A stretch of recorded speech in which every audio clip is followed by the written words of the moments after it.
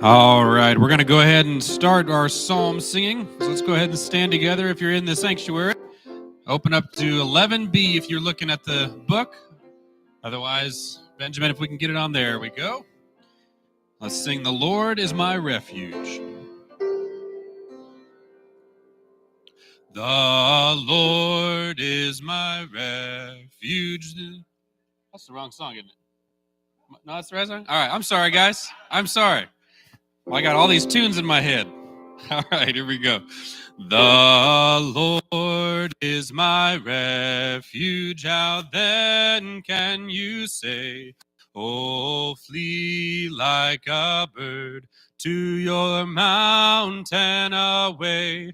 The godless take aim, which their bow and their dart, like snipers they shoot at the upright and heart. When evil prevails, they foundations remove. Oh, what then, oh, what then can righteous men do? Be sure that the Lord in his temple on high, in heaven enthroned, over men cast his eye. The Lord looks on man with his all-searching eyes. His eyelids observe, and their conduct he tries. The Lord tests the righteous who walk in his ways. His soul hates the wicked who terror embrace. The Lord will send judgment and pour out hot coals o'er all the ungodly. His scorching wind rolls. The Lord ever righteous, just justice portrays. By grace all the upright will look at his face. Man. Now this psalm that we just sang shows us one of the consistent themes of the Psalter, the antithesis between the righteous and the wicked. Though the wicked take aim at the righteous, Christ is our refuge and sees all who will do what is right. Let's go next to Psalm 60. This one's "You, O God, reject and spurn us." This is a fun, kind of lively psalm that we'll sing. Build some energy here. Now we're going to do the first 5 verses and then the last verse. So it's 1, 2, 3, 4, 5, 11. Let's go ahead and do that together.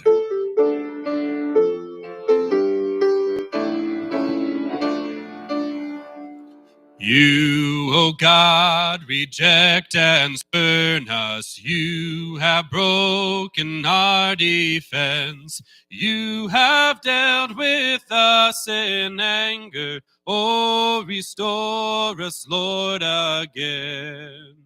You have torn the land asunder. You have made the land to shake. Oh, come down and mend its fractures. You have caused the earth to quake.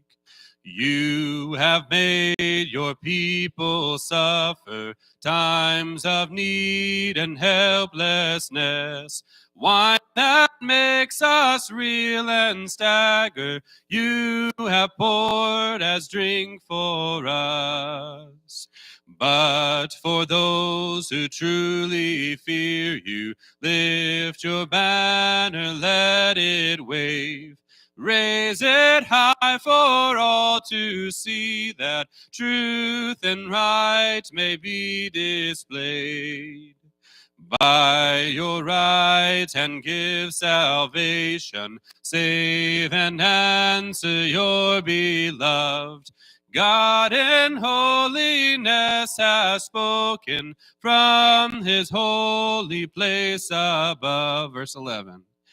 Give us aid against the wicked. Human help will bring no hope.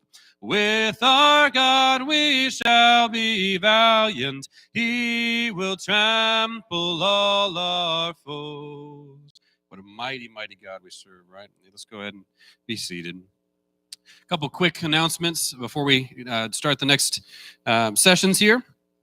We do have the drawing, so if you haven't signed up for the drawing, we've got a couple books, gift card, and coffee that'll all go out to one person. So go ahead and get signed up at the lobby out there. We've got Q&A afterwards that Tag will be leading. Make sure to do the questions if you got. And then also, we've got a kind of an after party with the conference here. So we do need people to sign up for that.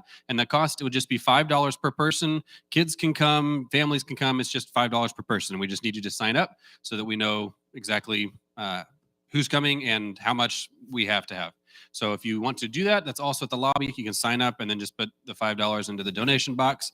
And we will be good to go afterwards at the after party. All right, we'll go ahead and get things rolling now.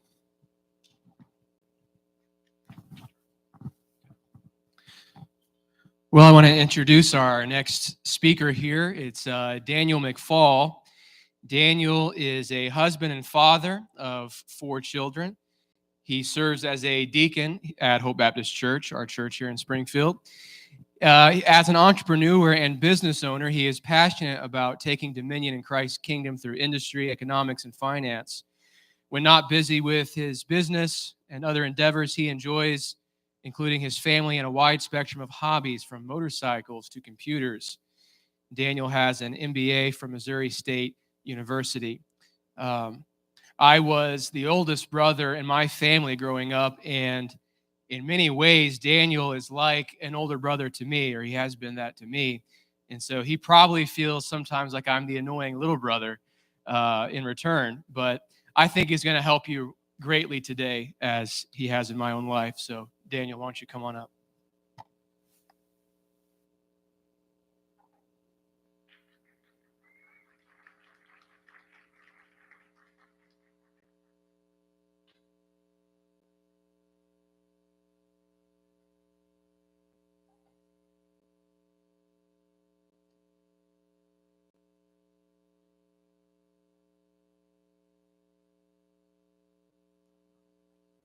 Well, thank you, Joshua.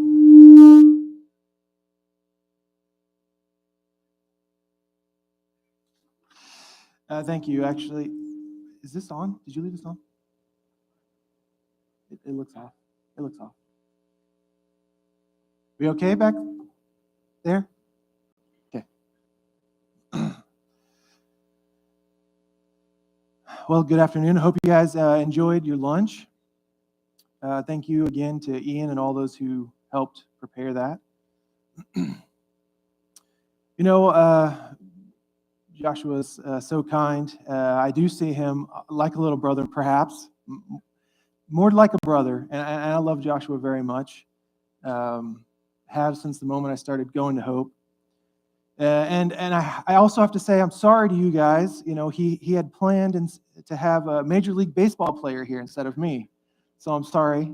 I also have to break the news to Jared. You know, he spoke on the 1-block shot. We had an NBA player planned for that one. No, I'm just kidding. But thank you for all those who came and spoke before me. It certainly is helpful because it allows me to be focused on the topic that I have, and hopefully not have to delve too much into defining statism and tyranny and all those things. We certainly will do that to some degree. But it does help me to be focused on this topic. So my discussion, overcoming statism, 1 penny at a time, inflation, and how to overcome it. Our goals today is to hopefully look at this subject through the lens of a biblical worldview. Am I okay? And we really just want to take a high-level view of what inflation is. It's not something that we're not going to delve too deeply into all this, but I do really want to get into some of the causes, right? So we're really going to be looking at 2 types of inflation, on one side of the coin and the other side, and I'll explain more about what that means, but there'll be 2 different kinds of focuses or forces of inflation we'll be looking at. And then we'll talk about the problems they cause, and also why it's tyranny of statism. And we'll finally, hopefully, discuss some ideas on how to overcome both types. And certainly, this isn't meant to be exhaustive. This is a culmination of about 2 years worth of discussions and late nights and dinner tables and that sort of thing. And it's being distilled into roughly 45 minutes. Maybe I have less time probably now. But I probably don't have to inform you that there's much to do these days about inflation. In fact, if you have had your head anywhere other than in the sand, you've heard it spoken of in the media, from politicians, probably amongst your friends, and even at your own kitchen tables. One of the conversations that we hear, or that I certainly have heard people talk about, I love listening to old people talk. One of the things they love to tell me is, Coke used to cost a nickel. Well, I after I did some research, I understand why they say that so much. Coke cost a nickel for 70 years. 70 years, from 1886 until 1859, a bottle of Coke cost 5 cents. And it wasn't until sometime in the early 1950s, as inflation started to take hold in our country, it was clear the price was going to have to go up. In fact, Coca-Cola was so tied to the idea of that single coin, right? Just that nickel. It was in all their advertising. And in fact, they had built special vending machines just to take the nickel. And so they didn't know what they were going to do. They didn't want to raise the price to a dime. Didn't think people would accept that. So do you think they said, well, man, we really need to speak out against inflation. What do we do? No. They actually went to the U.S. Treasury and said, can you issue a 7.5-cent coin so people can buy Coke for 7.5 cents with this one coin? That is the mentality that we're dealing with. The fact is that inflation killed the nickel Coke. Since 1950, the dollar has lost more than 90% of its purchasing power. The government has decided to print more and more of them. And even in a shorter period of time, if we just say 50 years ago, from 1972 to this year, 2022, the dollar is worth less than 15% of its value from 1972. And as I will be talking about, as you may have already be guessing, 1971, we came off the gold standard. Some of you may remember that. Annual Consumer Price Index now shows 8% inflation, and that's just what they're admitting to. It's probably a huge underestimate. If we use their own math from 1990, it would say 12%. If we use their math from 1980, it would say 16%. Interesting how the calculations have to change in order to fit the narrative. I'm sure many of you are aware, cost of buying or renting shelter is up 20% just over the last year. Energy costs, 26%. Gas, 50%. Food costs are up, and the list goes on. And if I had to say, what does Scripture have to say about that? Well, we have much to say today, but if I could choose one verse to put it succinctly, which really covers the main thrust, it's probably the one that might come to all your minds. That'd be Proverbs 11:1. A false balance is an abomination to the Lord, but a just weight is his delight. A false balance or a false measurement is an abomination because it deceives, it devalues, it debauches. God delights in just measurements. And the measurement that we're going to be talking today is the measurements of currency, specifically our dollar, right? And really it's just a medium of exchange which measures the value of completed work. In Leviticus 19, verses 35 through 36, you shall do no wrong in judgment in measures of length or weight or quantity. You shall have just balances, just weights, a just ephah and a just hin. I am the Lord your God who brought you out of the land of Egypt. Because the Lord is God, we are to have just measurements and a just currency. So I mentioned there's really two types of inflation we want to talk about, and I just want to touch on this briefly so that we're all on the same page as to what we mean. And when I say there's two types, it's really two sides of the same coin. It depends if you're coming at it maybe from an economist's perspective versus just what most of you are probably feeling in your pocketbook and when you go to the store. But I'm just going to give a basic example just to help you wrap your mind around inflation and how it works on both sides. So let's just imagine an economy, right? And in this economy, we have $10. Right? We'll just keep it simple. There's $10 in this economy. That's all the currency. And in this economy, that we're going to represent this economy with 10 houses, right? So the entire economy is 10 houses, and there's $10 in it. Well, might not be hard to figure out. $1 per house, right? That's just how it would break down. All the dollars in the economy versus the entire economy would be $1 per house. Now, what happens if you were to pour an extra $10 into this hypothetical economy? Well, now you'd have $20 in the economy, but you still have 10 houses. Well, if you might guessed it, houses would now cost $2 each. That's pretty basic, pretty simple, but it's an idea of how you can understand if we add dollars to the economy, right? On the one side, we have increased costs. On the flip side, if we were to say, well, let's keep the dollars at 10, but we're to destroy 5 of the houses. Let's take out half our economy. Well, you're still going to end up with the same result, which is $2 per house. Of course, you could see how adding dollars and losing production at the same time would be a recipe for disaster. And that one's been cooking for a little while.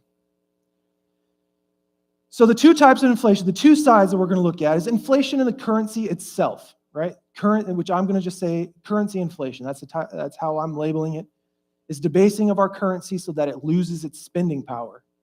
When we add currency without adding goods or services, or we add it at a faster rate than we add goods or services to the economy, the currency is inflated.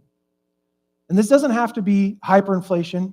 Certainly, that's a discussion that can be had. And I'm not saying that's the case here, although it is going faster than I would like. But if we were to relate this back to Proverbs 11, we would say that currency inflation is the false balance, right? The currency itself is being inflated. It's being devalued through adding more currency. And then on the other side, we have the inflation of our cost of goods and our services. I'm calling that commodity inflation. That's an increase in costs leading to an increase in consumer prices. That's what you're probably likely to see when you go spend your dollar. It can be tied to a weaker currency, and in our case it is. But it can also be supply and demand driven, which is exactly what we're dealing with as well. And I will relate the commodity inflation to what I read in Leviticus, that you shall have no wrong judgment with regard to quantity. Right? We're altering the quantity of goods and services in our economy. And with regard to tyranny, as this falls under inflation, I'm going to call this economic tyranny. So we've heard about medical tyranny, and now I'll be speaking about economic tyranny, specifically through inflation. And again, as others have laid out, it's just an unjust, oppressive government power that's putting themselves above God's law. And this is caused in large part by government on both types of inflation, and I'll get to that. Being a libertarian, one of my favorite phrases is taxation is theft. Well, I'm here to tell you today, inflation is theft. So let's understand some of the causes of inflation. And if we start at currency inflation, right, the dollars in circulation are increasing and they're outpacing the available goods. How did the government get involved in this? Well, it goes back a ways, but as some of you may be aware, 80%, I'm going to say that again, 80% of all of our US dollars in existence have been printed in the last 2 years. In the last 2 years, 80% of all the dollars in our economy were printed. And if we were to just go back even to 2000, looking from 2000, we had $1 trillion in currency. And now we have $21 trillion. So how does the government get involved in this? How did they begin this tyranny? Well, one of the ways is what we call quantitative easing. And I'm certainly not going to try to get into what quantitative easing is and how it works.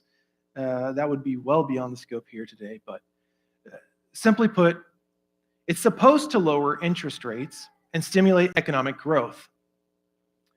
The central banks increase the supply of money by buying government bonds and other securities. And yes, it's true, the Federal Reserve is not government-owned. We don't have a government-owned central bank. However, its privileges are established and protected by law. In 1913, they passed the Federal Reserve Act, which established and protects our central banks. In the 1920s, the second richest man in Britain, who was at the time the president of the Bank of England, Sir Josiah Stamp, said, "The modern banking system manufactures money out of nothing. The process is perhaps the most astounding piece of sleight of hand that was ever invented. Banking was conceived in iniquity and born in sin. Bankers own the earth. Take it away from them, but leave them the power to create money, and with the flick of a pen, they will create enough money to buy it back again. If you want to continue to be slaves of bankers and pay the cost of your own slavery, then let bankers continue to create money and control credit." Our government sold us into slavery when they passed the 1913 Federal Reserve Act. It's no wonder that since then, we've been dealing with inflationary problems, right? Coke going up, dollar becoming worth less.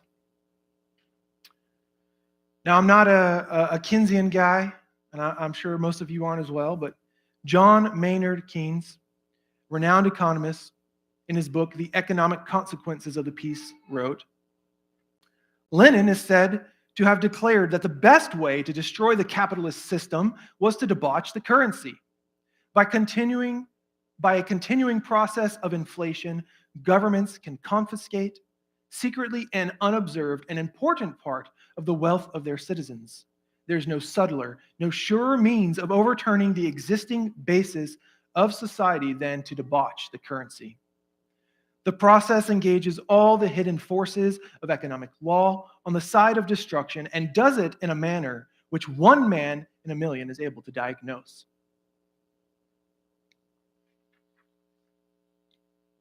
Well, I'm here to tell you that God diagnosed this problem long before it started. What does Scripture say about this means of inflation, about debauching the currency? Well, it's interesting. If we look in Scripture, we'll find a method that God put in place to protect currency. You may or may not be familiar with the shekel of the sanctuary. It's mentioned throughout the Pentateuch, and it was defined by weights that were kept in the tabernacle as the standard. God set the standard. And that standard was upheld and protected by the priests. It was kept in the tabernacle. So God is clearly very serious about the need for trust in our currency.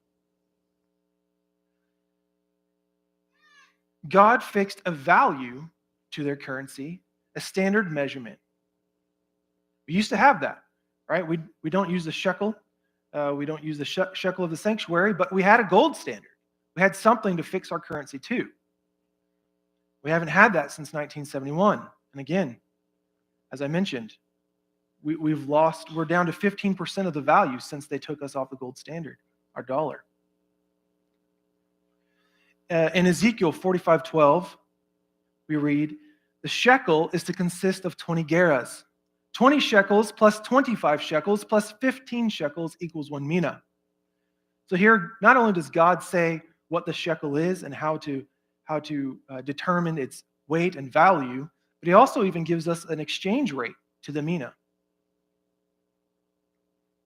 In Amos 8:5, God condemns those who are making, quote, the ephah small and the shekel great, and were dealing deceitfully with false balances, that they may buy the poor for silver and the needy for a pair of sandals. We're not far off from that, where those in power who have control over the currency can debauch it in such a way that they'll be able to buy us outright. They'll be able to buy up all of our land, and they'll be able to buy us for a pair of sandals. This is why Jesus called the money changers a den of robbers, because Jewish law required a temple tax of a half shekel. Jews and visitors from other nations came to pay their taxes when they offered their sacrifices. But foreign coins with the likeness of pagan emperors were not accepted in God's temple. So what do they have to do? They went to the money changers to exchange their foreign coins for Jewish money. Well, guess who determined the exchange rate? It wasn't fixed. The money changers determined what the exchange rate was. And doing so, they made an exorbitant profit, and they took advantage of the people. Maybe we need to start making our own whips. Right? I mean, they've been doing it to us now for how long?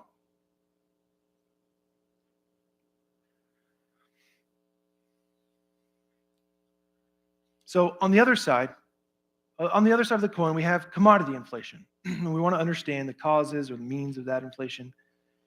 And again, it's really just demand outpacing supply. That's a lot of what's happening here. And how does the government get involved in that? Well, we've talked about it already in some of these other talks, but it applies here as well. Regulations. The government has slowed down production.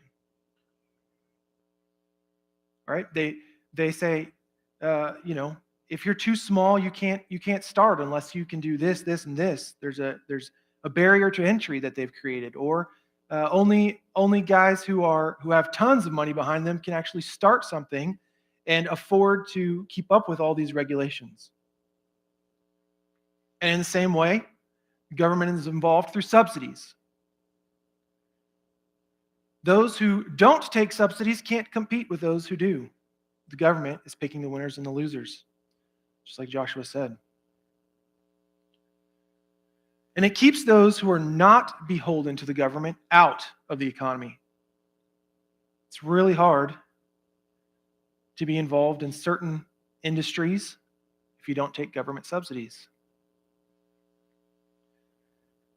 A third way that the government is involved in commodity inflation, which we have seen all too much in the last couple of years, is shutdowns. They will literally shut you down. They will literally stop you from producing, from giving services in exchange for your work. And in doing so, the demand doesn't decrease, but the supply does. And again, causes inflation in the cost of our goods. Why is this a problem? Why is inflation a problem? Well, I know you guys are seeing it. It's a problem in affordability, certainly. Wages aren't increasing fast enough to keep up. And this is just in a standard inflationary or a high inflation, but not hyperinflation. Wages are not going to keep up fast enough with the increase in prices, and people are going to be priced out of goods. It's going to make it very difficult to buy the basic things that you enjoy and that you need. It also discourages saving, right? Used to be said, a penny saved is a penny earned. It's one of those ones that's, I think, attributed to Ben Franklin, and it's probably around long before Ben Franklin, but penny saved is a penny earned. Well, that's no longer true. Money that sits shrinks in value, right? So what does that encourage? It encourages debt, encourages us to not hold on to our currency, encourages us not to be saving for the future. And what happens? What happens then is we lose trust. We lose trust in our currency. We lose trust in the backers of our currency, which in this case is the government, the U.S. government. And we lose trust in the people with which our currency is exchanged. There's a level of distrust that enters into the market, right? I don't want to be the last one holding this cash. I'm spending it here, spending it there, and hopefully that guy is trying to spend it. And, whichever one of you suckers ends up with all this cash in the end, hot potato, you're out. You lose. Right? So we lose trust in each other.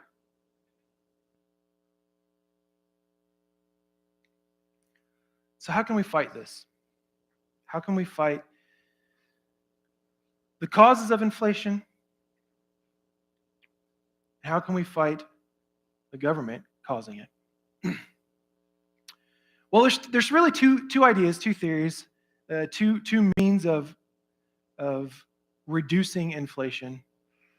And I just want to highlight this quickly because I want you to understand what I'm getting at. So first, there's deflation. Deflation is exactly like it sounds, is the inverse of inflation. And deflation is generally considered to be a negative, right? So prices are falling at as fast a rate the prices are falling as a faster rate as they went up, right? And so this typically actually weakens the economy. What happens is now we're all seeing who can hold the cash the longest, and that it's a downward spiral. So instead of deflation, really what we want to do is we want disinflation. That's the target. That's what we're shooting for. Disinflation. And that's bringing inflation down to a reasonable level and to the point of zero even. But not necessarily losing deflation and losing value. And typically, disinflation ends up with economic stability and prosperity. And disinflation, again, brings us down to that 0 point, which, there was inflation. There always will be inflation of some kind as the market gradually shifts, goods are produced, and dollars pour into the economy, and then vice versa. It's always a moving thing. But to keep our inflation at such a low rate that we don't have anything other than economic stability and prosperity. Now, the Federal Reserve, our central bank, has tried to manage inflation. They've tried to keep it at 2%, right? It's like, we'll keep it at 2%. Well, I'm going to argue that it's not even in their jurisdiction to do. It's not in their jurisdiction to decide. And if I had to place this within a jurisdiction, I'd place it in the jurisdiction of the family, because to the family was given work. So if we're going to talk about how we fight back, how do we overcome inflation? How do we slow and in some cases reverse inflation? Certainly in certain markets and industries, prices need to come back down. So we're not saying prices stay high. There needs to be a correction. But once it's corrected, how do we maintain that? Well, the first thing that I want you guys to understand is, before we even get into the idea of fighting back, before we even get into the idea of going to battle with our government, we do need to hedge against inflation, right? And what I mean by that is we need to prepare now for the inflation that's already occurring.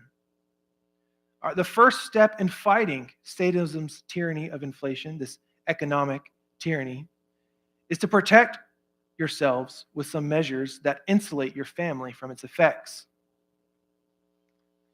I think about David, right? He knew he was going to go fight Goliath. And what did he do? He prepared. He took his staff. He went to the brook. He selected 5 smooth stones, and he placed them in his pouch, all before he went to face Goliath.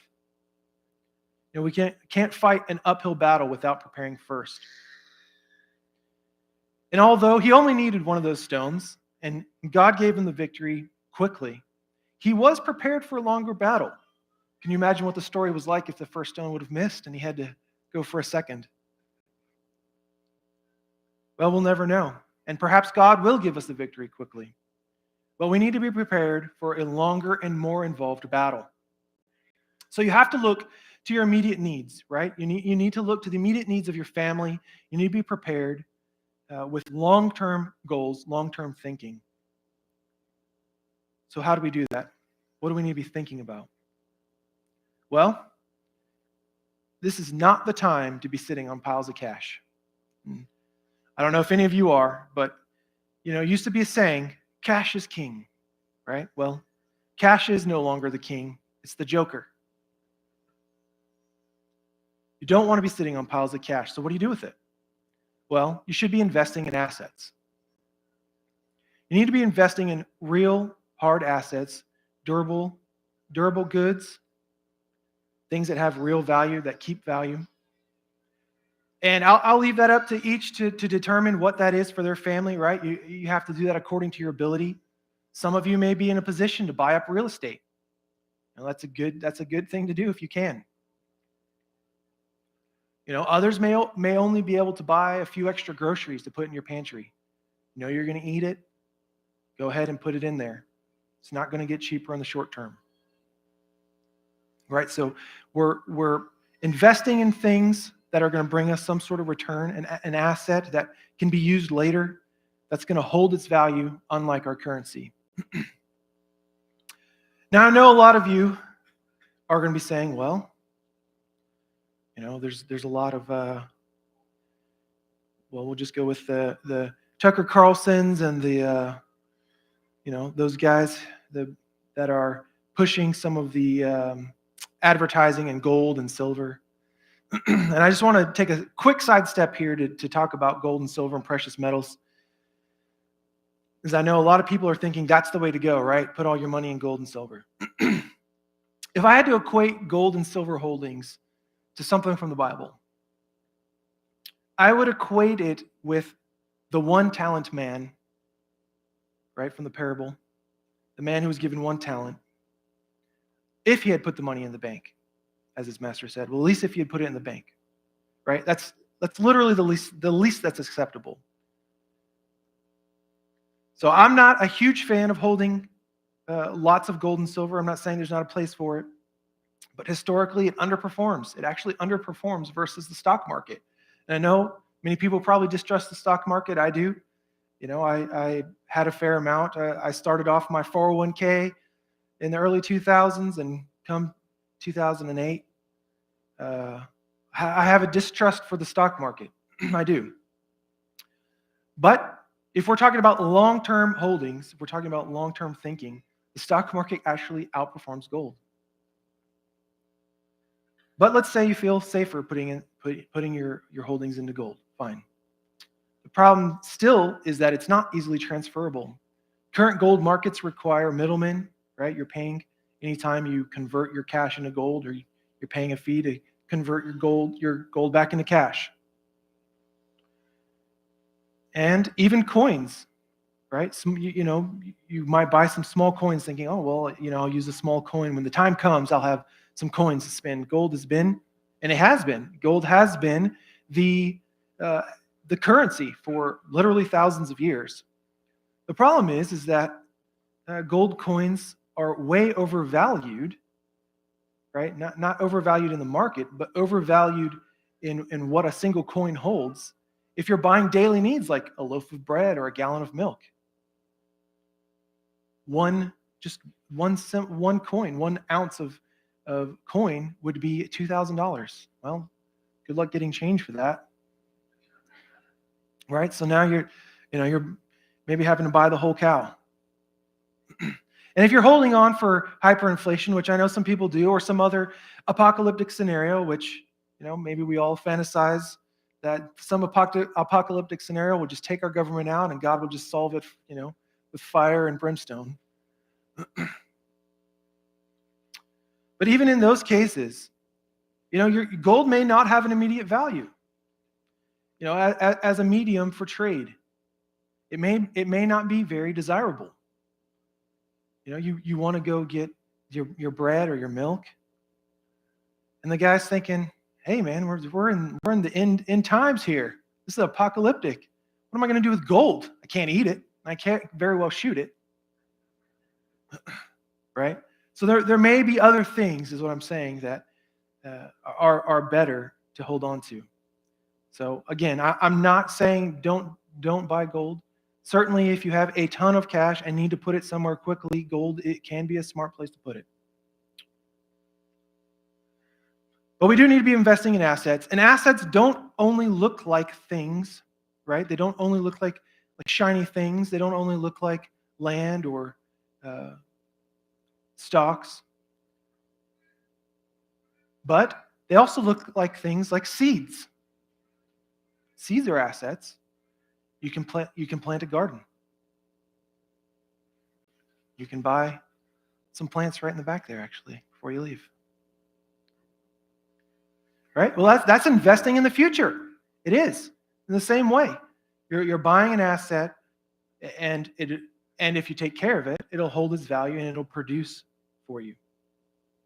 Right? So think about future expenses. Can I pay for them now? Should I be holding on to this cash?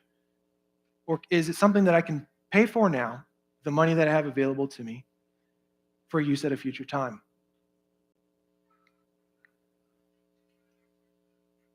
If you're going to be hedging against inflation, you need to be thinking this way. Right? So we're investing in assets that pay dividends. Right? So if we have commodity inflation, which we certainly do, prices of commodities are going up, prices of your goods are going up, you want to be investing in assets that pay dividends. That's not necessarily stock, as I've said. That may be right for you and your family. But it may be things like a plow.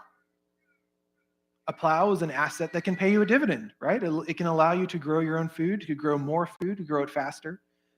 That is an asset that can pay you dividends. So you need to be thinking about these things for you and your family. Certainly can't, in this short period of time, even cover all the ways that you can invest and get yourself a dividend, but you know what works for your family. Another thing that I'll actually be talking on somewhat extensively is starting businesses. Right? And Christians need to be thinking about taking the market head on. Right? Christians should have the best ideas. We should have the best products. We should have the best innovations. Right? I mean, we know the OG creator. Some of you may be too old to know what I'm talking about. The OG, the original, right? The OG. He is the creator God, our Father. He created all things. We know him. You're telling me that we can't imitate God better than the pagans and the atheists? We know the creator, right? We don't need to be knocking off secular products. We don't need to be putting a Christian spin on secular ideas, right? We shouldn't be the losers, as Joshua said.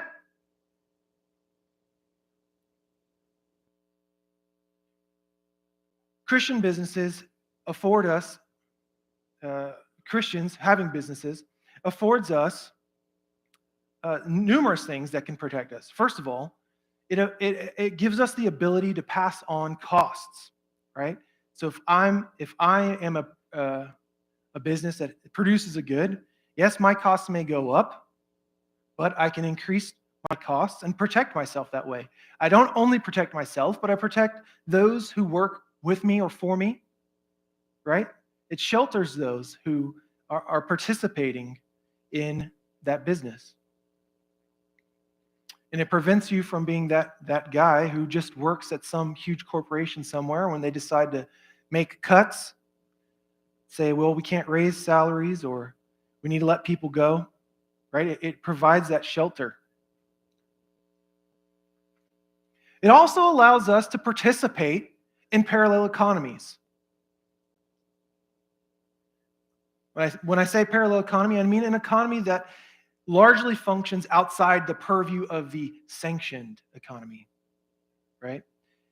And what happens, if you are keeping up with current trends, if you're on Gab, so to speak, you're seeing a lot of discussion about parallel economies, right? It gives us an opportunity to operate within a supportive community. We get to market easier and quicker, right? We find those who are like-minded, who want to support us. So it's a protection. That's certainly a protection. It helps us to hedge against inflation. And we can also invest in one another, right? We can help people get started in becoming producers and producing their own goods or even services.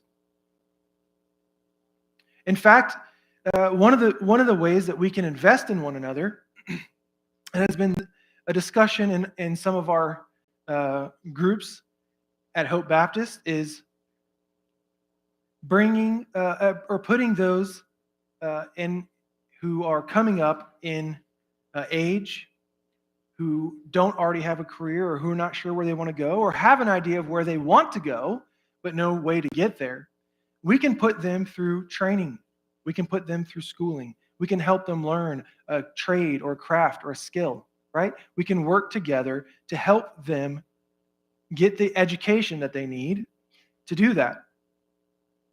We have some young men in our church who are of the age to get into the workforce, and some of them have interest in mechanical nature, right? Well, so far they've only worked on go-karts and things like that, right? I'm not going to trust them to do my brakes yet, but as a group, as a church, or as a community, we say, hey, listen, this guy has a mind and interest for that. We can invest in him, help him get the training to learn that trade, learn that skill, and by doing so, he can learn something that can be of service. And that helps protect him. That helps protect us. So how does that work? Well, in some ways, we're talking about building communities, right? We're building communities of like-minded families and individuals. And within those communities, we have great opportunity for parallel economy. We have great opportunity for investing and trusting one another. And it allows us to bring those trades, those crafts, those skills to bear for that community.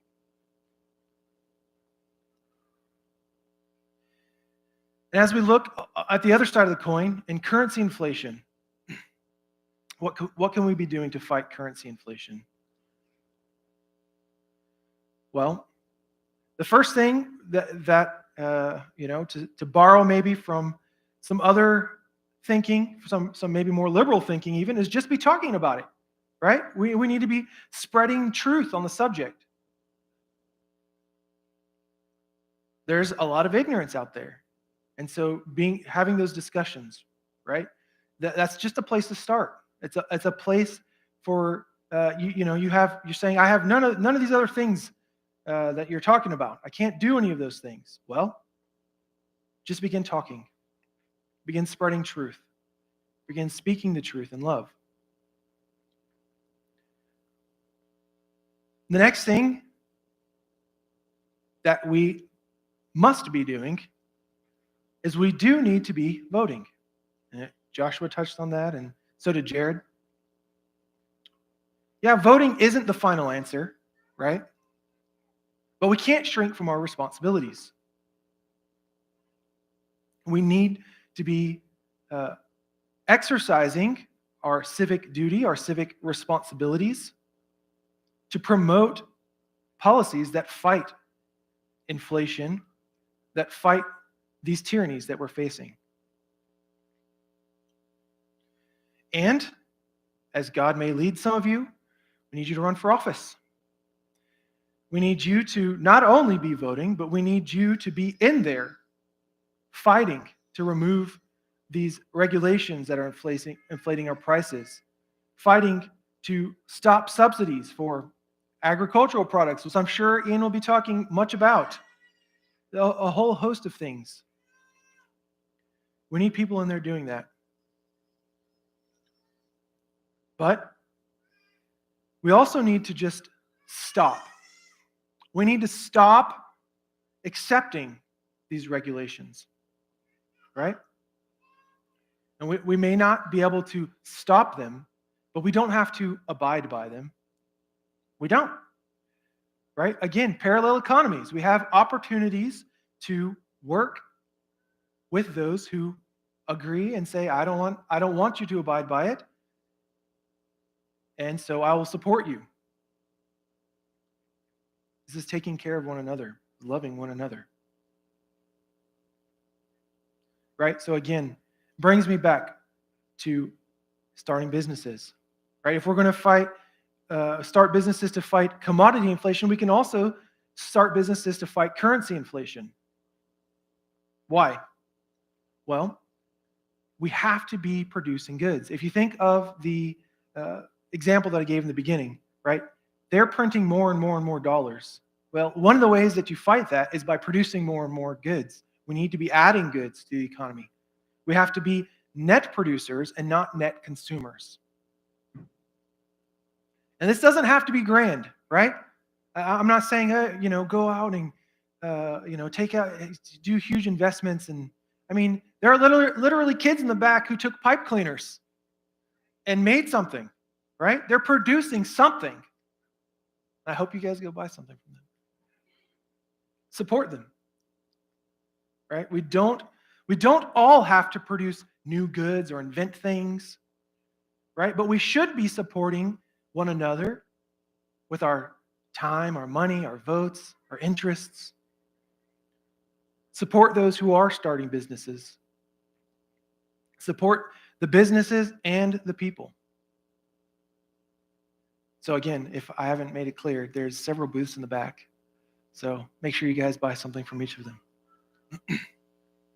Right? But as businesses, we need to stop. We need to stop taking subsidies. Right? We need to take responsibility for our production. We need to take responsibility for our industry, and we need to stop taking the subsidies. And that's going to require each of you. That's going to require you guys supporting those businesses. Yes, it's going to cost more. My good friend over here, and I won't mention his name, but I think he's been mentioned in every speech so far. He's trying to milk cows. Well, he's up against the dairy industry, which is heavily subsidizing. Again, I'm probably stepping all over Ian's talk. But again, we need to be supporting that. If it costs you a couple bucks more, so be it. Because we're fighting an uphill battle, and we're not going to do it cheaply. We can't be relying on their systems, so we need to be working our way off of them, and we need to be doing that now. It's easier now while we have freedom of choice. You can be strategic about how you slowly transition, right? Instead of being forced off at some point in the future when they decide, they don't like what we're doing. We want to be prepared. Because the time may come when those who are unprepared will be left looking to the government to solve their problems and provide for their needs. You've heard that in all these previous talks of those who look to the government, right? Daddy state, daddy government to solve our problems and provide for our needs. Well, we need to get off the teat of big government. We need to already be producing our own goods. We need to already have other systems in place for a free and fair market with just weights and just balances. So last couple of things that I want to propose to you are grand. They're bigger things, but I wanted to start small and go to the big, right? So we need, you all, Christians, we need to be starting, or at very least participating in, security-backed banks and currencies. I know that's huge. I know that's a huge ask, right? But it's been tried. It's been tried before. It's to varying degrees of success. It's not as though no one else has done it. right? Cryptocurrency, it's worth exploring. It's very tied to technology. We know there's a stranglehold there. We probably needed to have somebody talk about the tyranny of technology.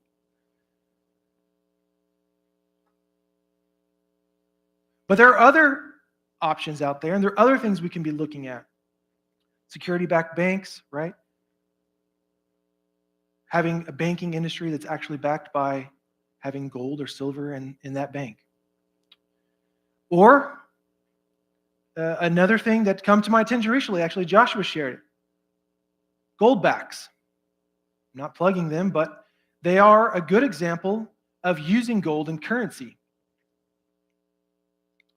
Gold backs is just a currency that was created by taking a very thin layer of gold and smushing it between two layers of polymer, right? And that's, if you think about some of your notes and you look up at them, you see that little thin strip in there. It's something similar, right? You're just putting that thin strip of gold in there to give it value. Well, a single note can be worth as little as $3.80, right? That gives you incredible power to purchase on the small side versus, say, having a 1 ounce coin that would be $2,000. And in fact, gold backs are already legal tender in Utah and Wyoming. Mormons are a little ahead of us, guys. And it's legal for use in New Hampshire, Nevada, and South Dakota, right? So I'm not saying do gold backs, but I am saying somebody's already trying it. There is a market for it. There is opportunity. These are the things that we need to be thinking about. These are the things that we need to be trying. And lastly, I've touched on it. I want to touch on it again. We need to be building communities, local communities, right? Because local currencies are easier to put into effect. And in many places, a lot of towns have put their own currencies in place. That can be done. It is already being done. And so we need to be building communities. We need to be coming together into smaller communities that can work together. We talked about it in parallel economy. We're talking about it in currency. It can be done. The other powers that communities give us, we can more quickly vote those into power, into those roles where they can promote good policies. And we can have a concentrated effect on the local level in stopping the bad policies. Right? We have to have a springboard. We have to have a place where we start. We have to have a place where we work together on the small scale and grow. So I would encourage you all to be building communities. You know, I can show you the signs, I can warn you of the things to come, and I can tell you the things that need to be done, but I can't tell you all the ways how best to accomplish them. We need all of you working in your respective areas of expertise to fight statism's tyranny of inflation in all the places it rears its ugly head. You know, you see it. If we commit the work to God and are faithful in the very spot which He has placed us, we can win this battle against the false religion of statism, even if it's just one penny at a time.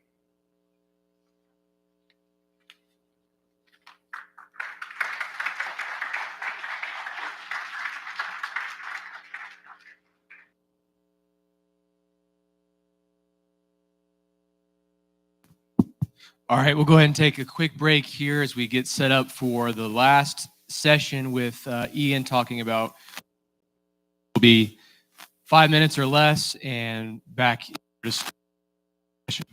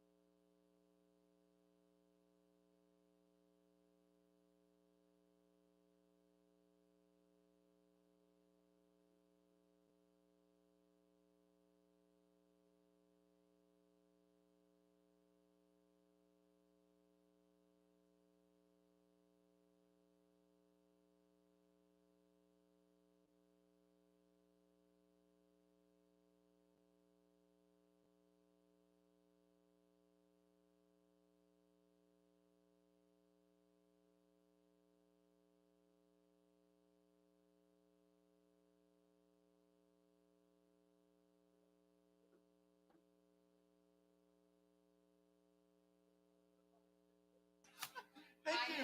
Yeah, I think so, probably. That's what I was just going to announce. I just want to remind everybody that if you have questions for our Q&A time, I mean, you can shoot out there during Ian's talk, but you should write them down now. So, because after that, we're going right into the Q&A session. So, yeah, we've got them out by the tag groups booth there, right outside the doors here. Write your question down, put it in the little box there, and we will get to them, Lord willing, during our Q&A session. So,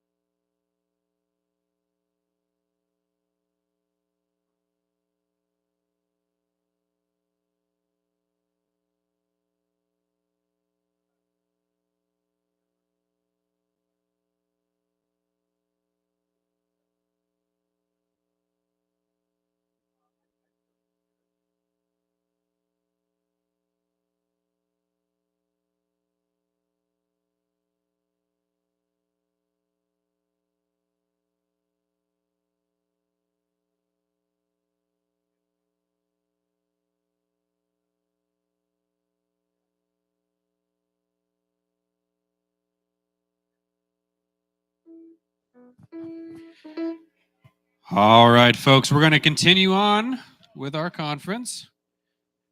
We're going to sing just 2 more psalms before we get back in and have Ian Garris come and talk to us about Christian agrarianism and food tyranny.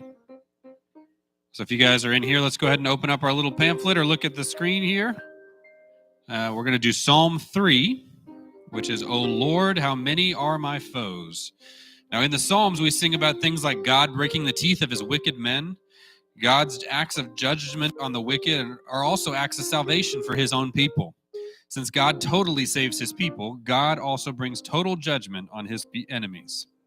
So let's go ahead and sing together. O Lord, how many are my foes against me? Many rise. They say of me, he has no help, though he on God relies. You are my shield and glory, Lord, the lifter of my head. I cried out, Lord, and from his hill his answer to me sped. I lay down, slept, and woke again. The Lord sustains my life. Though thousands round me make their stand, I fear not in the strife. Arise, O Lord, and save me, God. You punish all my foes. You smite the face of wicked men and break their teeth with blows. Deliverance to the Lord belongs, salvation his alone. Your blessings on your people, Lord, forevermore be shown. Amen. Let's go ahead and go to 27a. This will be our final psalm of the afternoon. And this is The Lord's My Light. We're going to do it to the tune of Auld Lang Syne.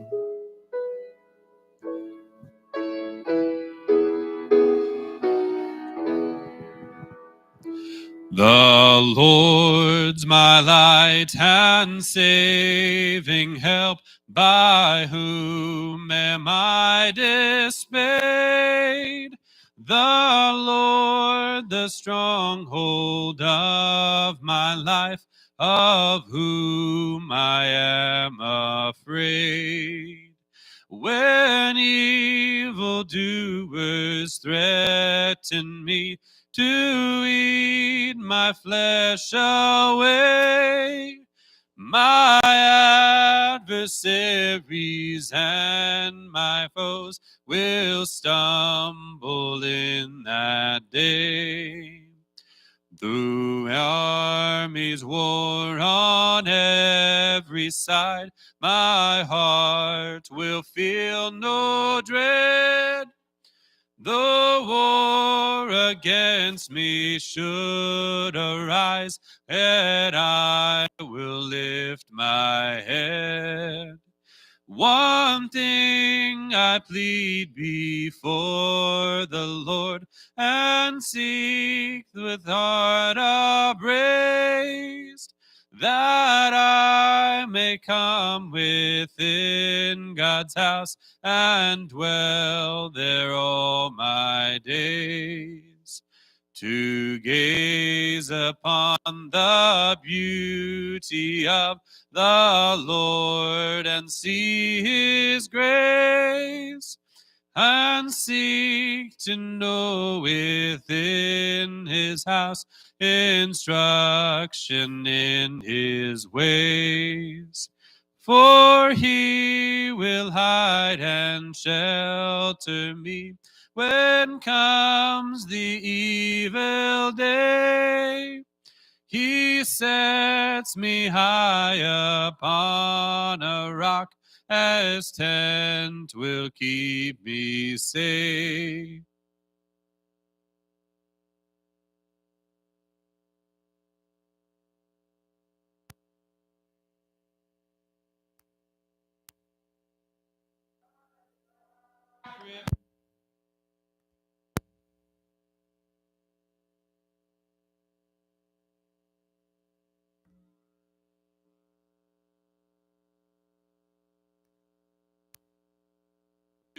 I am merciful and seek. Come seek my face. You told my heart your face, Lord, I will seek. Let's sing that again. Lord, Lord, hear me when I call to you. Be merciful and speak. Come seek my face. You told my heart your face, Lord, I seek. Amen. Be seated.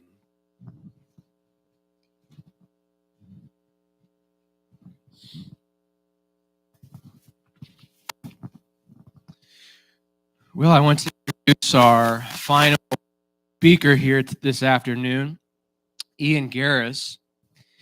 Ian is husband to Ariel, father to Thomas, Matthew, and Phoebe.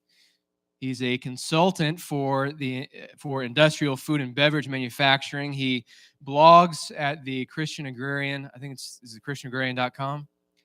One of my favorite blogs to frequent, so please go subscribe to that website. Check it out. He is also carrying the legacy of God-honoring animal husbandry and butchery handed down by his grandfather. He is a good neighbor to any willing to sit down for dinner and applies much of his skill and knowledge as an accomplished meat connoisseur.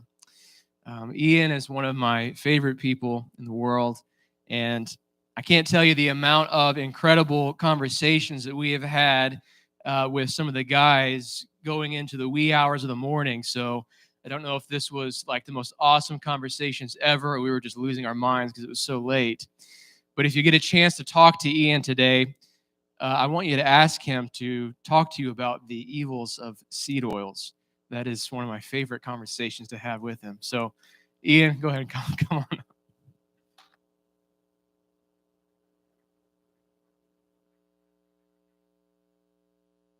Good afternoon. Well, before we begin, I want to make a point. You all eat like birds. I overdid it a bit. So if you want a second round of that, come visit us at Hope tomorrow. We'll have some leftovers. All right. So today I'm talking about fighting statism, one plate at a time, considering food tyranny and its many forms and shapes and how we approach it from a Christian worldview. So I'll begin with the story. So much of my childhood, many of my earliest memories are all actually not here in Missouri. They are in southeastern Pennsylvania, nestled in the Appalachian Mountains at my pappy's humble farm in a small community called Bath. And to the west of his home were the Appalachians, and to the east of his home is his 5-story, 200-year-old timber frame barn made of hand-hewn beams held together with joinery and pegs all around a central 30 by 30 oak beam. I wish that I could go back hundreds of years and see how they got that thing in place. It's just incredible. I've tremendous amount of fond memories there, like climbing the apple tree that he specifically formed and molded for that purpose, looking out to the future towards his grandchildren and great-grandchildren, and tended to this tree to make it a good climber, you know, or running through the fields of his project trees, his project orchards, where he would splice together certain fruits and try to come up with his own varieties and things of that sort. But my absolute favorite memories of Pappy's farm were times in which you would find me standing barefoot on the cobblestone floor of the summer kitchen, sitting over a cast iron cauldron about as big as this pulpit here, stirring a batch of scrapple with a boat oar. Now, scrapple, if you're not familiar with it, it is everything that the name infers. It's scrapple. Okay, it's made of scraps, specifically of the porcine variety or pork. And now it's a laborious process in which you render down collagen from bones and skin, and then in that slurry you cook some meat, maybe a little, depending on how much you could afford. But the rest of it is, the good stuff: brains, tongues, livers, kidneys, sweetbreads. I'll give you $1 if you come to me afterwards and can tell me what part of the animal that is. And boiling it all down and mixing a little salt and pepper and buckwheat flour until you have this homogeneous, gelatinous mass of gray pork product, at which moment then you put it into a brick mold, chill it until it sets, and then you slice it and fry it for breakfast. Good. So if you're wincing at this, please understand it is good. All right. Now I can be honest with myself and with you all, and I can say that there are things that I like because I was raised on them, or there are things that I like because they've got a special place in my heart. And certainly scrapple is both of those things, but it is categorically the best breakfast meat product. We'll call it that. So it became a mainstay in our family over the years, and it was something that brought us together. See, Pappy was a butcher. He was not wealthy. Whenever I talk about being a butcher and in my spare time and priding myself in it, he always asks, "Now, why in the world would you want to do that?" But in the process of being a butcher or a slaughterman, you amass these scraps, the things that people throw away and the things that people don't want.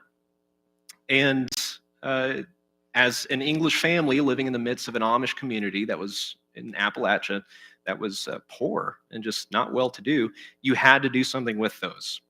And you could often do something good. You could make something healthy, something filling, something that really sticks to your ribs, if you've ever heard that saying. It was dominion taking. It was taking control and being responsible for your food. It was being responsible for your own plate. But before I continue, I have to ask the question, why food? At this Christendom conference, considering statism or hearing from people talk about things that are really pressing, in thinking about government, thinking about worship, thinking about medical tyranny and inflation, right? And we're going to talk about food. So I ask, why, Lord? Why food? So much of our lives are oriented around it. He could have made us to not need food. He could have made us to photosynthesize. We could be sustained with a glass of water and a couple hours of sunshine a day. But you still do need that, by the way. He could have continued to drop manna on the ground through all of human history. In fact, he could have put manna directly into our bellies, but he didn't. The Lord chose for us that one of the most fundamental components of humanity would be our need for food. And because of our sin, it would be a struggle.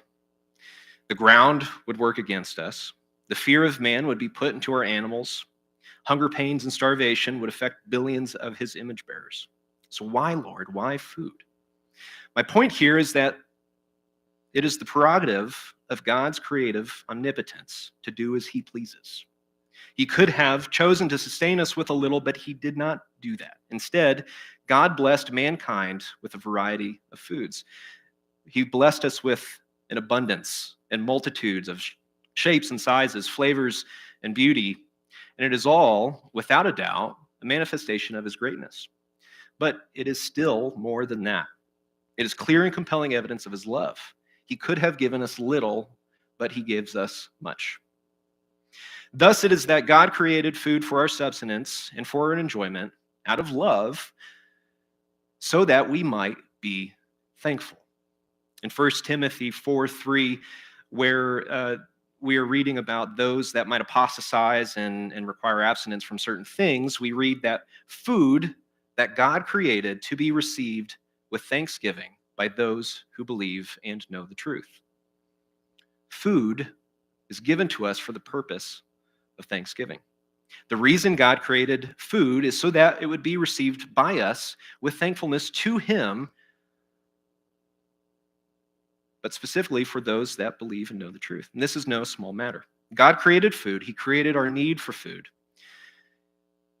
so that we would be continually honoring and glorifying him by acknowledging his goodness, his greatness, and his blessings in our lives. So, we are interested in food. We're interested in its security, in the means by which we produce it. We are interested in the joy and thankfulness that comes from it. I certainly care about food. My pappy also cares about food. God cares about our food. But we are not all. The state, of course, is rather passionate about your food as well. Tyrants care about your food. So moving into the main portion of what I'd like to discuss today, I need to kind of set the expectation. We all know, you're intelligent people. We all know that we ought to be taking control of portions of our food supply chain, whether that's just having a garden, having some chickens. And we'll touch briefly on those things, but more importantly today, I want to spend my time introducing you to who the statists are, who these tyrants are that care about your food, and more specifically, how they care about your food. In which ways do they impose their tyranny on your food?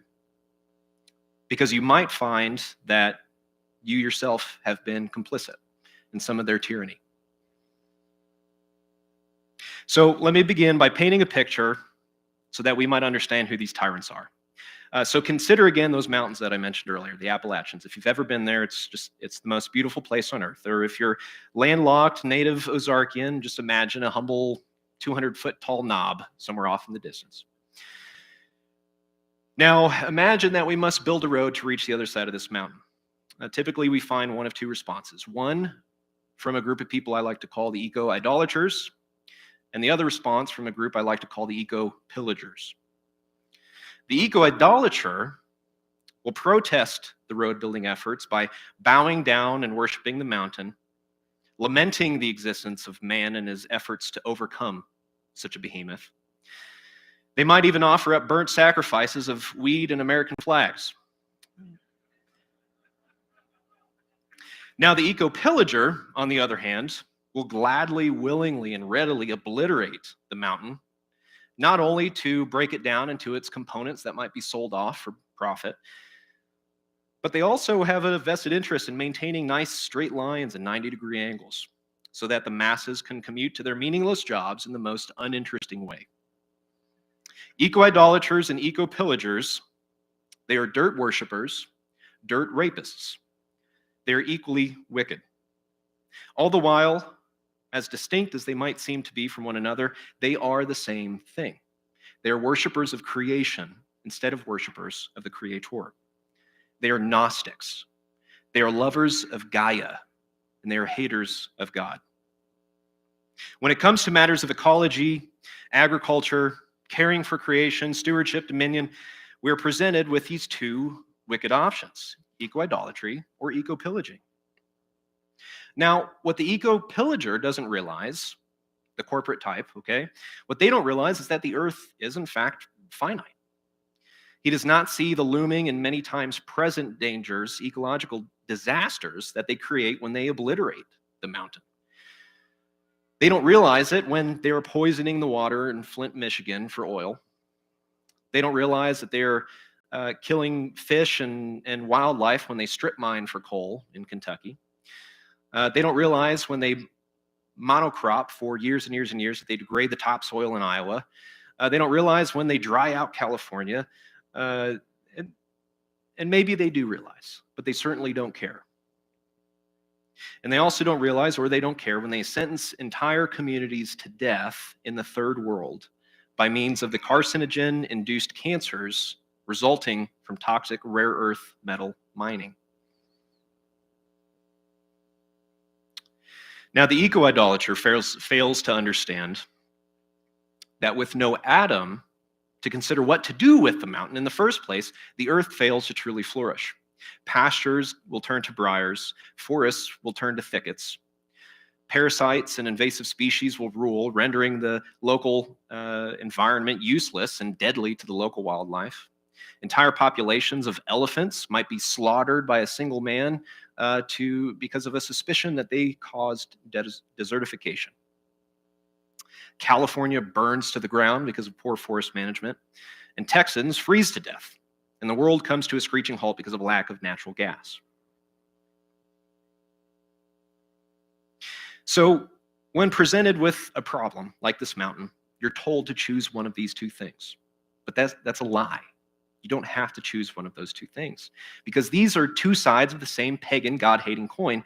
Ultimately, they're wicked perversions of the Christian mandate to have dominion of the earth and properly husband it. But how does this impact our food? Well, these two ideologies are thoroughly represented in DC's special interest groups among bureaucrats and lobbyists. Food production is closely intertwined with the interests of the statist. They want control of food production, and they want control of the climate. And I'll let you sort out which one is the end and which one is the means. There are many tools of food control and climate control in the statists' authoritarian toolbox. I'd like to review those with you. If you would, turn to Genesis 47. The background here, of course, is the story of Joseph being sold into slavery and the famine that approaches Egypt. So looking at verses 13 through 25, Genesis 47, 13 through 25. Now there was no food in all the land, for the famine was very severe, so that the land of Egypt and the land of Canaan languished by reason of the famine. And Joseph gathered up all the money that was found in the land of Egypt and in the land of Canaan in exchange for the grain that they bought. And Joseph brought the money into Pharaoh's house. And when the money was all spent in the land of Egypt and the land of Canaan, all the Egyptians came to Joseph and said, "Give us food. Why should we die before your eyes? Our money is gone." And Joseph answered, "Give your livestock, and I will give you food in exchange for your livestock if your money is gone." So they brought their livestock to Joseph, and Joseph gave them food in exchange for the horses, the flocks, the herds, and the donkeys. He supplied them with food in exchange for all their livestock that year. And when that year was ended, they came to him the following year and said, "We will not hide from my lord that money is all spent, and the herds of livestock are my lord's. There's nothing left in the sight of my lord but our bodies and our land. Why should we die before your eyes, both we and our land? Buy us and our land for food, and we, with our land, will be servants to Pharaoh.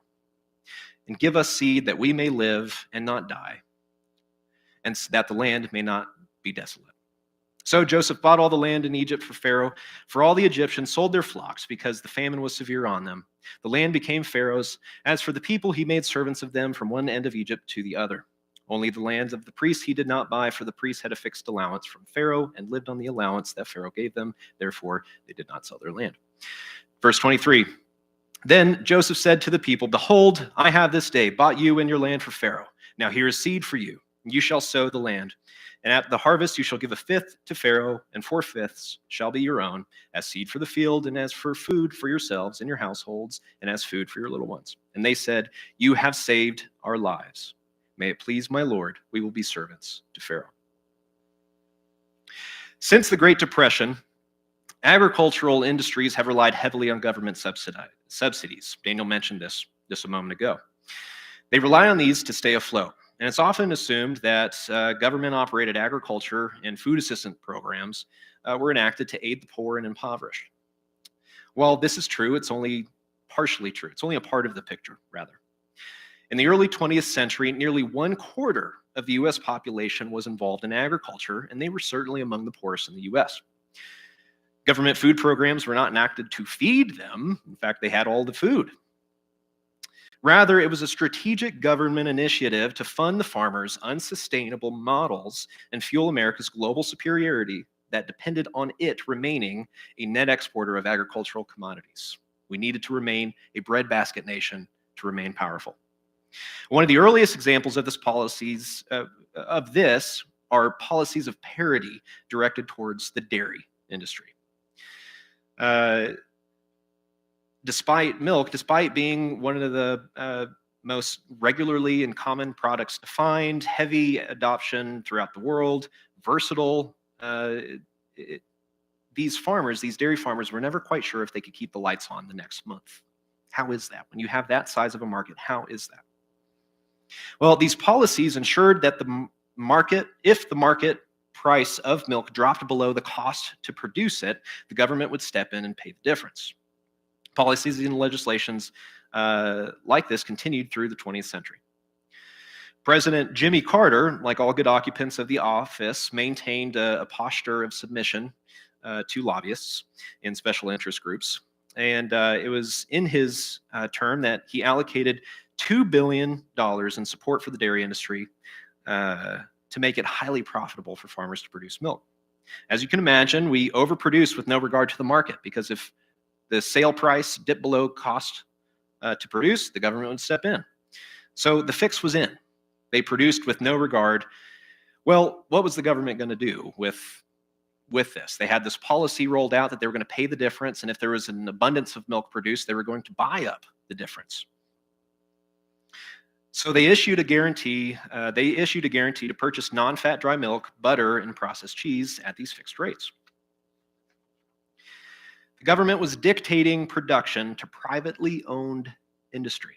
They were telling them what to do. There's an F word for that, by the way. What do you do with all of this government-owned dairy product? The eventual solution for the powdered milk was to export it to impoverished nations and establish dependency under the guise of humanitarian altruism. Unsurprisingly, the influx of free milk products to these underdeveloped nations led to the catastrophic collapse of local dairy operations, which results in them still being dependent on us to this day. Now, the cheese product, however, had to stay stateside because it would not ship well. Well, we started stockpiling it in a series of caves in Kansas City, Missouri, naturally. We swept this problem under the rug, and it seemed to be an effective solution until a pesky reporter got a hold of it, and the news story broke. And they had let America know that the federal government had stockpiled over 1.2 billion pounds of processed American cheese. But by this point, whenever the story broke, it was Reagan's mess to clean up. Despite having just rolled back a huge portion of the budget of food assistance programs, he was more or less obligated to agree to redistribute this cheese out to the masses, mostly those who were already receiving food stamps or senior citizens or school lunch programs. Thus became the pop culture reference we all know as government cheese. All right. Well, it should not surprise us that this wasn't a bailout for the American poor and lower middle classes. It was a bailout for the industrial agricultural oligarchs. It was a bailout for these dairy co-ops and commercial farms that had bad business practices. Neither should it surprise us that it's never really stopped. The government continues to prop up this industry by maintaining subsidies that prevent your gallon of milk from hitting its true cost of roughly $8-9 a gallon. They also push dairy products into school lunch programs. They will utilize tax-funded propaganda efforts like Got Milk. That was paid for by your tax dollars. And they strategically place, get this, they strategically place USDA bureaucrats inside of major fast food chain corporations to push and develop the next big cheese products. Restaurants like Taco Bell and Domino's. That F word I mentioned earlier was fascism. In case some of you, I saw that, you didn't grab that. So lastly, it might surprise us to know that our cheese stockpiles are no longer 1.2 billion pounds after they were distributed for 10 years. They've naturally grown by 15%, now sits between $1.4 and $1.5 billion, allegedly in Springfield Underground. So it's right here, it's local. So as egregious as this was and continues to be, it's not all. Grain producers, at the behest of companies like ADM, Monsanto, Bayer, Cargill, and others, are also heavily subsidized by the government. This keeps grains as a core ingredient of our diet, and they do this by government-sponsored campaigns to convince you to consume grains and sugars for breakfast instead of something with fat and protein in it. Or it's going to fund anti-science campaigns against fats so that we consume more sugars and high fructose grain syrups. Or it's massively engineered processed foodstuffs that can be used. It's massively processed foods where they can take a single grain like wheat and they can use it as the starch, as the carb. They can also render out of it the sugar. They can also render out of it the oil to cook it in. They can also process proteins to buffer with it, and they can also produce the acids and the minerals and the vitamins from it that can be used to preserve it. They can make a cookie, essentially, strictly out of wheat, and every component inside of it is a grain.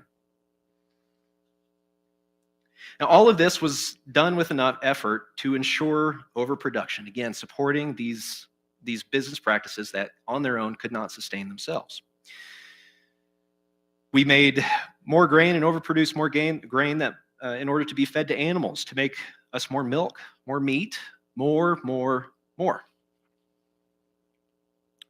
The government, the statists, essentially, through the process of heavily subsidizing this industry, have required that your taxes, or more importantly, your neighbor's taxes, must be used to pay for your food. They require us to pay for our food once when it leaves a factory, and they require you to pay for it yet again when it leaves the store. You are forced to steal from your neighbor to eat. Let me remind you of Genesis 47:14. And Joseph gathered up all the money that was found in the land of Egypt and in the land of Canaan in exchange for the grain that they bought. Moving on, I frequently experience conflict in my profession. I work very closely with industrial food manufacturers and beverage manufacturers. If you can imagine a big name brand on the shelf, I've probably been in one of their factories and worked with them on something like engineering or sanitation, making sure their products don't get contaminated, or just designing their process. Now, this gives me a bit of an edge as I can see where money is starting to gather and collect. I can see what projects are on the horizon, and I can also sometimes tell you a couple years before a certain product is going to break through to the market. Well, this happened in early 2017, maybe into 2018 a little bit. I noticed a trend of really large grain producers who generally don't care about hygienic and cost-effective processes. They're really starting to heavily invest in new liquid processing. Grain into liquid processing, this is strange. Well, pretty quickly after working with them for a little bit, learned this was for a plant-based meat formulation. Fast forward to 2019, Burger King unveiled the Impossible Whopper, a joint effort between them and Impossible Foods. That's what it turns out I was working on. But this isn't necessarily new, okay? Vegans and vegetarians have been around for a long time, and animal agriculture has been the enemy of elitists since they decided that it would be in 1968 at the Club of Rome. So what we're going to talk about now is fake meat. You've probably seen and probably consumed some fake meat, and it's sometimes mostly innocuous and maybe not absolutely fair to refer to it as fake, right? So a high school football game burger, right, classic, probably is bulked up with, 15, 20% corn flour. Or if you've ever grabbed a slice of pizza from a Come and Go or a Casey's and it has sausage on it, it's probably 20, 30% mushroom. It's just part of stretching the more expensive food stuff like meat. Other times, fake meat, right? It's just plant-based protein like tofu. That oftentimes it's culinarily appropriate or culturally applicable, whatever. But in the last 10 years, efforts to industrialize and make alternative proteins and fake meats mainstream have really launched to new heights and tried to push this product into cultural relevance. So fake meat as an industry is in its fourth phase. The first phase is pretty benign. Again, simple plant proteins, meat alternatives, fermented things, and they didn't pretend to be something that they weren't. They didn't lie. But with the rise of industrial food production, the consumer demanded more bang for their buck. And some actual meat products found themselves now being stretched with that corn flour or mushrooms, like I mentioned earlier. After a while, fake meat entered into its second phase, and they capitalized on the growing green movement. Plant-based alternatives like tofurkey, which is a bread-stuffed log of tofu painted brown, if you didn't know, and black bean burgers, which are just a burger but sad, hit the market and stayed relevant even to this day. But they never shook up the industry, right? There was no mainstream adoption. They did not take up a measurable portion of the consumer's wallet or mind. Simply, they provided an outlet to those that wanted to exercise their liberty in eating whatever they wanted to eat. Now, the third phase of fake meat was revolutionized. The third phase of fake meat revolutionized the industry And some began to sound the alarm, like, hey, some interesting things are starting to happen. And this is when we start to see Impossible Foods pop up with just massive, hundreds of millions of dollars in funding. And Beyond Meat, same thing. You also would start to see like Morningstar, little veggie nuggets at Walmart. And of course, just the mainstream adoption of alternative milk products as well, soy, almond, oat, whatever. It all began here in this third phase. And previous to this, meat alternatives weren't pretending to be something that they weren't, but then the market presented to us a lie that started to look more like the real thing, started to taste more like the real thing, and started to chew more like the real thing. Now, the fourth phase, which is what we're in now, came into existence with the next generation of technology that could support the industrial production of even better fake meat and alternative proteins. Oftentimes, it would be a bioreactor, something you would find at like a Pfizer plant, okay? A really high purity, high tech, super expensive machine where they sterilize a bunch of grain-based ingredients, sugars and oils and things like that, and then they pump it into this high pressure, high temperature tank, and then they inoculate it with either fungus or animal cells, and they make cultured meat or bioreactor meat. Well, the lie of fake meat begins to slip from view as it becomes indistinguishable from the truth. Not only does this new fourth phase product look more like meat, taste more like meat, but it behaves like it. It bleeds when you cut into it. It cooks like it. It resembles it in nearly every possible way, down to muscle and fat striations. Soon you may not be able to tell what is real and what is not. So nothing here inherently is wrong about meat alternatives. Don't hear me saying that. Food is food. Food is especially good when it serves its purpose of being enjoyed by humans, resulting in the thankfulness to God. I can theorize at least a dozen scenarios in which the ongoing development of meat alternatives are a good thing, right? Famine or war, civil war, things like that. It would be great to have a big Red Cross style cargo container roll up to port and just start producing fake meat for people to get them through whatever calamity they are in. I think of a dozen others.